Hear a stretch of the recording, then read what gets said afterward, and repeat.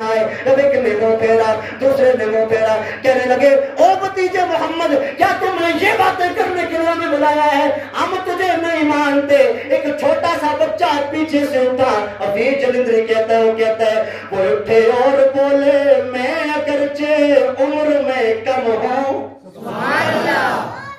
وہ اٹھے اور بولے میں اگرچہ عمر میں کم ہوں، میری آنکھوں میں ہے آشوب گویا چشم پرنم ہوں، بڑی محفل میں نکل کر آج میں اعلان کرتا ہوں کہ میں سچے نبی پر مال و دل قربان کرتا ہوں، کہ میں سچے نبی پر جان دل قربان کرتا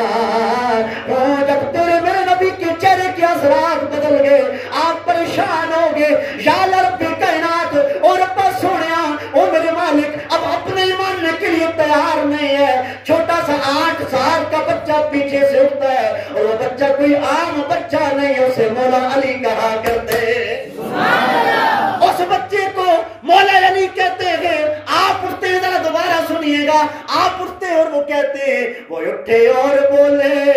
میں اگرچہ عمر میں کم ہوں، میری آنکھوں میں ہے آشوب گویا چشم پرنم ہوں، بڑی محفل میں نکل کر آج میں اعلان کرتا ہوں کہ میں سچے نبی پر جان و دل قربان کرتا ہوں،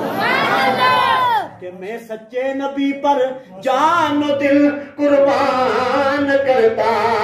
ہوں۔ آپ کی 8 سال کی عمر، جب آپ نے پہلا حق کا اعلان فرمایا، اپنے نبی کا ساتھ دیا، عرض کیا رسول اللہ صلی اللہ علیہ وآلہ وسلم کوئی نہیں مانتا تو نہ مانے، علی آپ کو ماننے کے لیے تیار ہو چکا ہے، سبحان اللہ۔ آپ کا پہلا اعلان تھا جب آپ اٹھے، میرے سرکار دو عالم صلی اللہ علیہ وسلم، آپ